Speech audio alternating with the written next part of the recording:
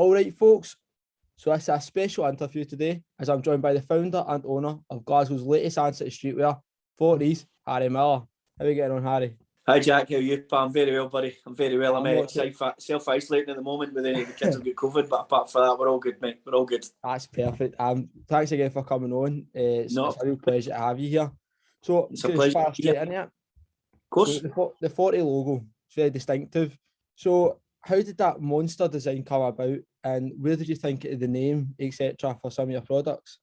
Well, the actual design came from. It was actually my son Bryce was 3 years old at the time, and I was actually working. I was still working with Cruise, and I come home, and there it is, just lying on a bit of paper on the middle of the floor. And I just said to my wife, "I'm like, did Bryce draw that?"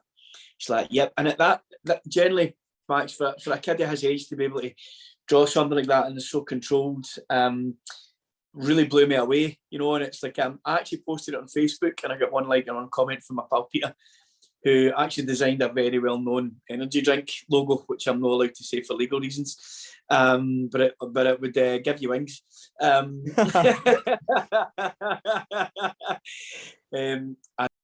posted it and I got one comment from him saying that would make an amazing t-shirt. We never done anything about that point, mate. It wasn't until maybe about 3 months later that I actually reached back out to him to kind of say, look, you know, mate, I would love to look to see if I could do some of this. The name 40, mate, comes from when I turned 40. I think you go through certain parts of your life that, you know, it's like I always feel that your 20s, you don't feel as if you're achieving enough quick enough in life. Yeah. I think your 30s are quite a dangerous time because you think you should know better, and you actually, mate, nobody knows better. Nobody knows how to do things, mate. You know, it's like it's the great swindle. And then just when you get to 40s, 40 was about me, but making my own decisions about the stuff that I liked and what was right for me, and also kind of taking a wee step to the side and actually realising that, you know, I was a start and finish everything that I did, you know. And that was about 40 was about just making your own decisions and actually saying, do you know what, I like it. You still look for affirmation, you still look for other people that you really revere to give you feedback, but it becomes less prevalent for you. I felt though, I'm only talking through my own experiences, but I can't kind of talk on behalf of anybody else, but that's how I've found it. That's basically why 40 was about saying it's okay. 40 is about making your own choices. That's perfect. So did you always aspire, you said that you used to work in Cruise, which is obviously chain business, so did you always aspire when you were working in there to branch off and make your own stuff, or was it just something that was always in the back of your mind? Or I think it came through, you know, it's like I always had the love of clobber, mate, you know, even when I was kind of in my early teens. And we kind of, I know kind of just before you come on there, Pat, we were talking about being fellow mother supporters. Yeah.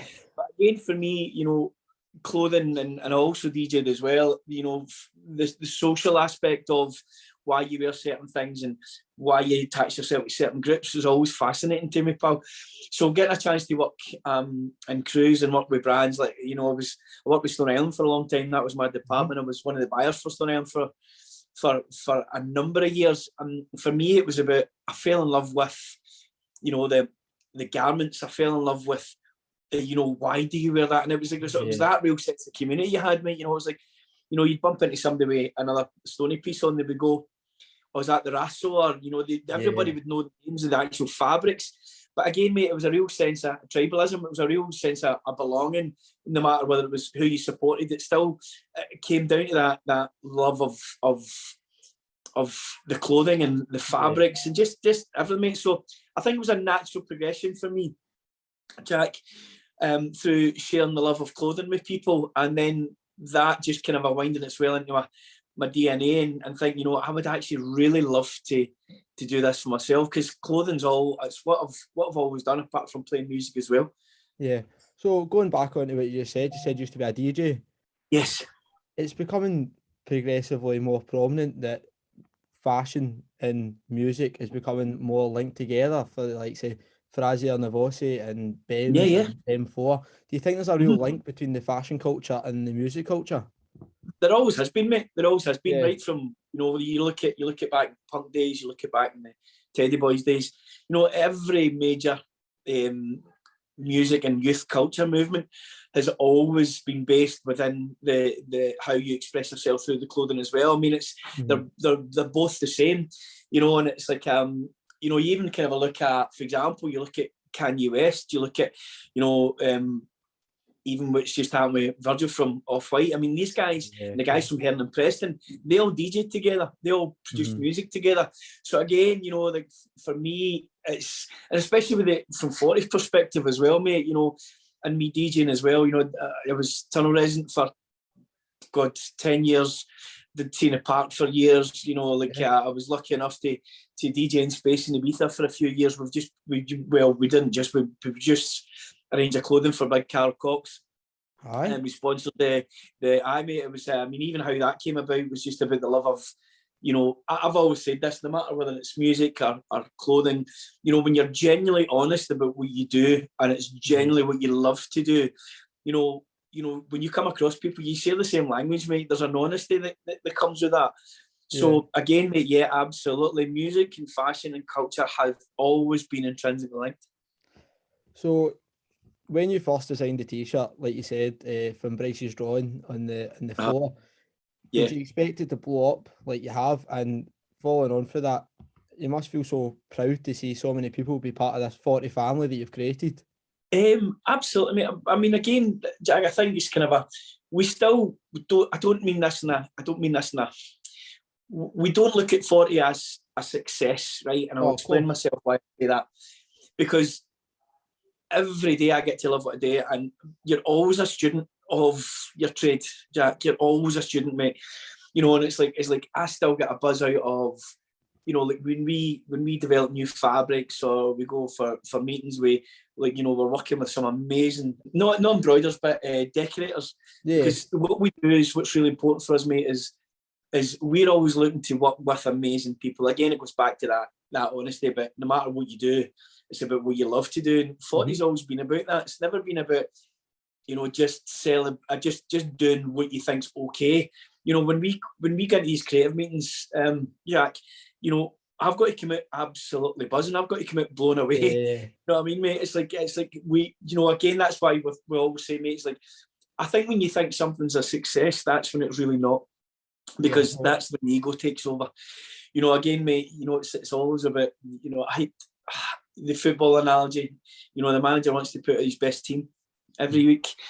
And it's the same sort of aspect with us as well, mate. It's like we want to put out the best designs that we can. We want to stand back and go, that's amazing. And be very grateful for that. It's not about going, look what we've just done. It's completely opposite that. It's like, because we work as a collaborative, from the people within the business, and that's what's really great about 40. It's a collective. So again, mate, it's like, the fact that people feel part of what we do, that's really cool. Do you know what I mean, mate? Because again, just like being able to create something and people go, we really love that. That's very humbling, mate. It's very humbling. So now I've got a few different questions, something a bit more about the brand. Of course. You've made many pieces over the years. You've got the ones with the small embroidered badge, you've got some of the big print in front, you've got some really unique designs. What's your favourite piece you've ever created? I think there's kind of a few different things. Well, I think more, it's like it's almost like the pieces you don't think are going to be really cool. That's what a lot you're talking about, like kind of creating things, like, it's like what we love is the fact that, like, you come up with an idea, you put it on a screen, and then almost there's this physical thing you've created for nothing. And I think, there's kind of a wee bit of me that no matter what we produce, I love it, because I still get that buzz. But I think it was down to, like, the first time I kind of mentioned Sterling, I'm a big outerwear fan, mate. I've always loved outerwear. Outerwear and footwear, which kind of seems to be a guy's kind of illness, I'm the exact same, honestly. Always, mate. Always. And again, that just comes back. I don't think you should ever lose the love. My wife always goes off her head and she goes, do you need any more clobber? And I don't need it, but I want it. That's my illness. It's like saying to Kelly, for a DJing perspective as well, it's like, when does a DJ stop buying music? When does a DJ stop falling in love? Not just a DJ. When do you stop being in love with music? It's the same thing for me with clothing. When do you stop being in love with clothing? When do you stop loving the social aspect and how fashion develops? It's like that's my trade. That's my, not even just my trade. It's it's my everything. So again, mate, I'll never stop being excited about things.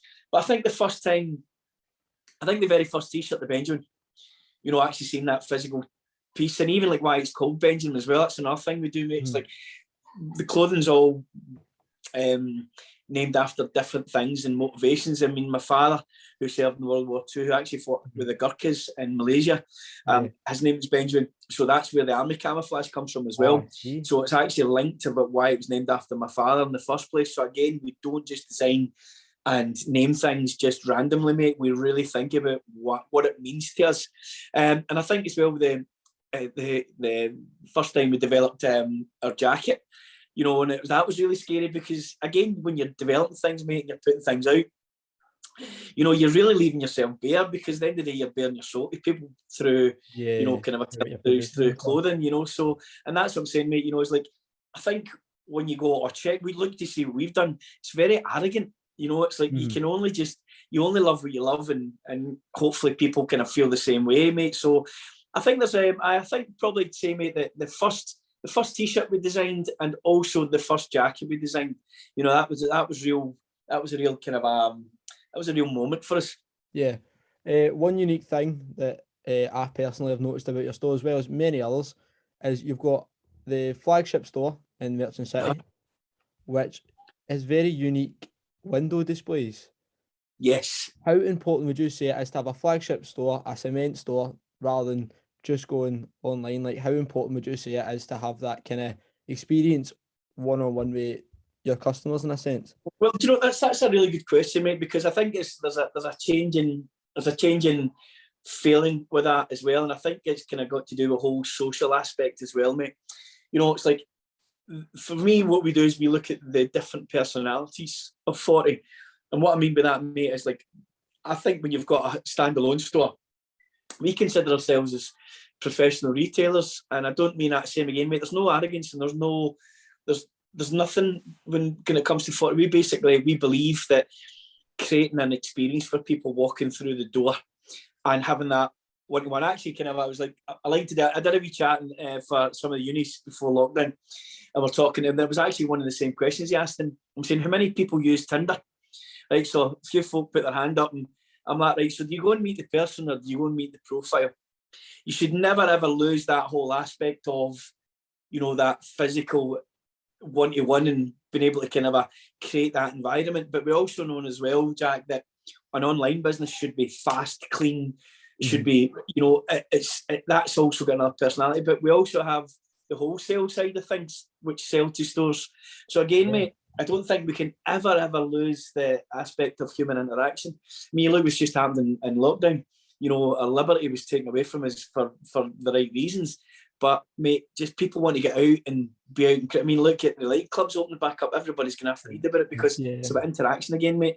So I think that's having a store is absolutely key for us, mate. You know, it's like, because, but also as well, which is really interesting, is like, sometimes we get people through the door and they're saying, oh, this is the first time I've been in, but I've bought loads off the line.